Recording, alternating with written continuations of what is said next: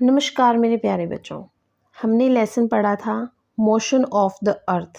इस लेसन को हमने पढ़ा और इसे अच्छे से समझा। तो आज हम इसके इम्पोर्टेंट क्वेश्चन आंसर्स को पढ़ेंगे। पृथ्वी की गतियाँ। तो चलिए स्टार्ट करते हैं। फर्स्ट क्वेश्चन है, पृथ्वी के अक्ष का झुकाव कोण क्या है?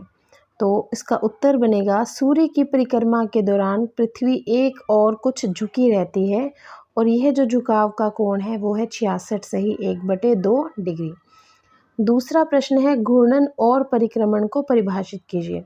यानी कि घूर्णन गति किसे कहते हैं और परिक्रमण गति किसे कहते हैं? तो जो घूर्णन गति है, पृथ्वी का अपनी दूरी पर घूमना घूर्णन कहलाता है। पृथ्वी अपना एक घूर्णन 24 घंटे में पूरा करती है।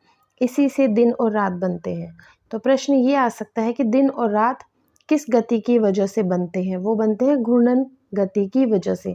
जब धरती अपनी ही धुरी पर घूमती है तो उसे घूर्णन कहा जाता है। और परिक्रमण किसे कहते हैं?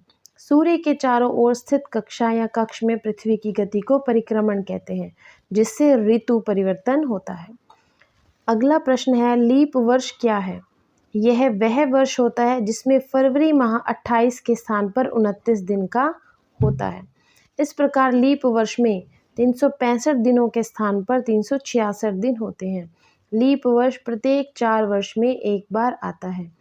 हमने अपनी सुविधा के अनुसार 365 दिन और जो 6 घंटे होते हैं उन 6 घंटों को हम एक वर्ष में नहीं मानते, और जब 4 वर्षों के बाद वो 24 घंटे बन जाते हैं तो हम उसे फरवरी के मंथ में काउंट करते हैं और वो हो जाते हैं हमारे 29 दिन। अगला प्रश्न है, उत्तर और दक्षिण अयनांतों में अंतर बताइए कि उत्तर अयनांत किसे कहते हैं और दक्षिण अयनांत किसे कहते हैं। तो उत्तर अयनांत क्या होता है? 21 जून को उत्तरी गोलार्ध में सबसे लंबा दिन और रात सबसे छोटी होती है, जबकि इसी समय दक्षिण गोलार्ध में सबसे छोटा दिन और सबसे लंबी रात होती है। पृथ्वी की इस अवस्था को हम उत्तर अयनांत कहते हैं। और दक्षिण अयनांत किसे कहते हैं? 22 दिसंबर को दक्षिणी गोलार्ध में सबसे लंबा दिन और सबसे छोटी रात होती है, जबकि इसी समय उत्तरी गोलार्ध में सबसे छोटा दिन और सबसे लंबी रात होती है। पृथ्वी की इस अवस्था को हम दक्षिण अयनांत कहते हैं। हम इसे इस तरह से याद रख सकते हैं कि उत्तर में, यानी कि जो उत्तर वाला हिस्सा है धरती का, उसमें 21 जून को सबसे लंबा दिन होता है और रात सबसे छोटी होती है, इसलिए हम उसे उत्तर अयनांत कहते हैं। और दक्षिण अयनांत में 22 दिसंबर को सबसे लंबा दिन और रात सबसे छोटी होती है। विषुव क्या है? अगला प्रश्न क्या है कि विषुव किसे कहते हैं? ये विषुव क्या है? 21 मार्च और 23 सितंबर को सूर्य की किरणें विषुवत वृत्त पर सीधी पड़ती हैं। इस अवस्था में कोई भी ध्रुव सूर्य की तरफ झुका नहीं होता, इसीलिए पूरी पृथ्वी पर दिन और रात बराबर होते हैं। तो दिन और रात कब बराबर होते हैं? 21 मार्च और 23 सितंबर को। इसे हम विषुव कहते हैं। अगला प्रश्न है, दक्षिण गोलार्ध में उत्तरी गोलार्ध की अपेक्षा उत्तर और दक्षिण का अयनांत अलग अलग समय में होता है, क्यों? जब उत्तरी गोलार्ध सूर्य की तरफ झुका है तो सूर्य की किरणें कर्क रेखा पर पड़ती हैं। अगर हम देखें तो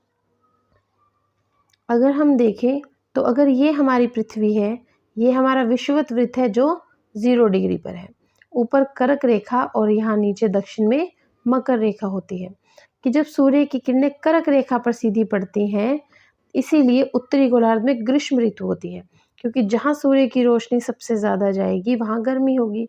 और दक्षिण गोलार्ध में शीत ऋतु होती है, क्योंकि यहाँ पर सूर्य की किरणें कम जाती हैं। और जब दक्षिण गोलार्ध सूर्य की ओर झुका होता है तो सूर्य की किरणें मकर रेखा पर सीधी पड़ेंगी, इसीलिए दक्षिण गोलार्ध में ग्रीष्म ऋतु और उत्तरी गोलार्ध में शीत ऋतु होती है। ध्रुवों पर लगभग 6 महीने का दिन और 6 महीने की रात क्यों होती है? तो उत्तर हम लिखेंगे, जब उत्तरी गोलार्ध सूर्य की तरफ झुका होता है तो पृथ्वी अपने अक्ष पर झुके होने के कारण उत्तरी ध्रुव पर लगातार 6 महीने सूर्य की किरणें पड़ती हैं और 6 महीने का दिन होता है। इसके विपरीत दक्षिण ध्रुव में 6 महीने की रात होती है, क्योंकि अगर उत्तर में सूर्य की रोशनी जा रही है तो दक्षिण हिस्से में अंधेरा होगा, क्योंकि वहाँ पर सूर्य की रोशनी नहीं जाएगी। जब दक्षिण गोलार्ध सूर्य की तरफ झुका होता है तो दक्षिण ध्रुव पर लगातार 6 महीने सूर्य की किरणें पड़ती हैं, जिससे 6 महीने का दिन होता है, और उत्तरी ध्रुव पर सूर्य की किरणें 6 महीने तक नहीं पड़ती, जिसकी वजह से 6 महीने की रात होती है। अब आपको इसमें सही उत्तर पर निशान लगाना है। तो पहला प्रश्न है, पृथ्वी की सूर्य के चारों ओर की गति को क्या कहा जाता है? जब पृथ्वी अपने अक्ष पर घूम रही है तो वो है उसकी घूर्णन गति, पर जब पृथ्वी सूर्य के चारों ओर घूम रही है तो वो होती है परिक्रमण गति। तो इसका जो उत्तर बनेगा वो बनेगा परिक्रमण। अगला प्रश्न है, सूर्य की सीधी किरणें विषुवत वृत्त पर किस दिन पड़ती हैं? तो जो सूर्य की सीधी किरणें विषुवत वृत्त पर 21 मार्च को पड़ती हैं, और 21 जून को क्या होता है? उत्तरी अयनांत, क्योंकि उत्तरी भाग में जो दिन हैं वो बड़े होते हैं और जो रातें हैं वो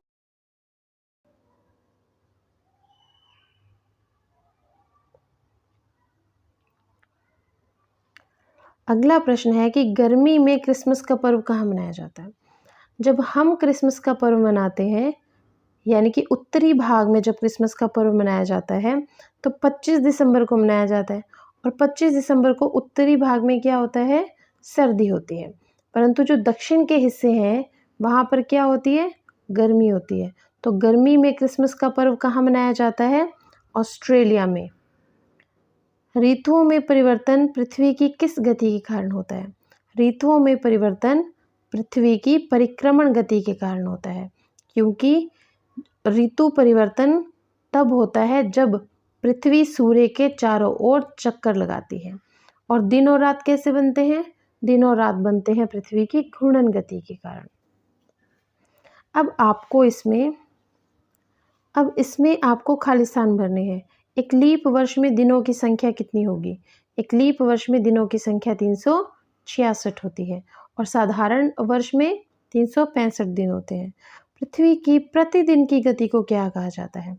यानी कि दिन और रात बनाने वाली गति। तो उस गति को कहा जाता है घूर्णन गति। पृथ्वी सूर्य के चारों ओर किस कक्षा में घूमती है?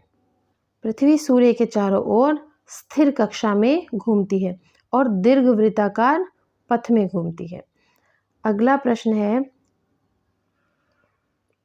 नेक्स्ट है, 21 जून को सूर्य की किरणें किस रेखा पर सीधी पड़ती हैं?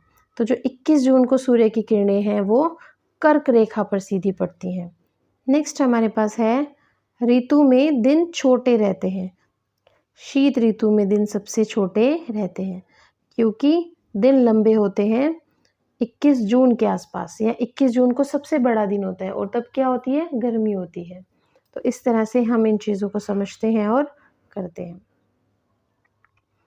अब आपको क्या करना है, इसमें पृथ्वी के अक्ष पर झुकाव को दर्शाने के लिए चित्र बनाइए।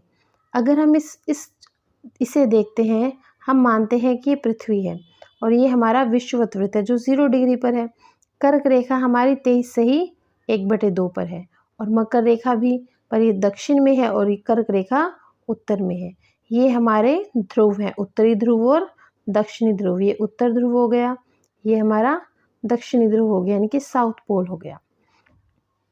तो आज हमने पढ़ा है मोशन ऑफ द अर्थ, यानी कि पृथ्वी की गतियाँ।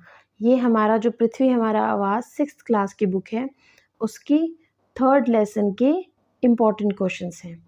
एंड नेक्स्ट वीडियो में हम 4th लेसन को पढ़ेंगे और फिर हम उसके इम्पॉर्टेंट क्वेश्चंस को भी पढ़ेंगे। इन सबको अच्छे से पढ़ने के बाद हम सीटेट के कुछ इम्पॉर्टेंट नोट्स बनाएंगे, ताकि सीटेट के कैंडिडेट्स को, जिनका सब्जेक्ट सोशल साइंस या सोशल स्टडीज़ है, वो उसके लिए हेल्पफुल हो। धन्यवाद।